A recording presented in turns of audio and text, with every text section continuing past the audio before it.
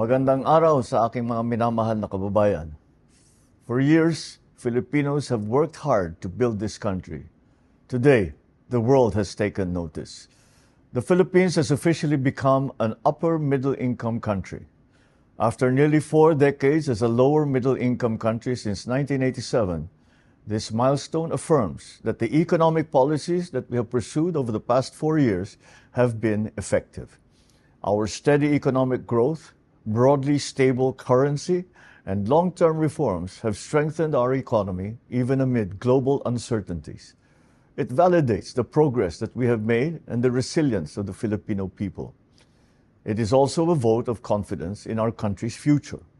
Greater confidence means more investments. More investments means more businesses, better quality jobs, and more opportunities for Filipino families. This is worth celebrating because economic progress is not meant to stay on paper. It is meant to open doors, put food on the table, and give every Filipino the chance to build a better life. That is the work that we will continue to do until every family feels the benefit of our country's progress. Maraming salamat po.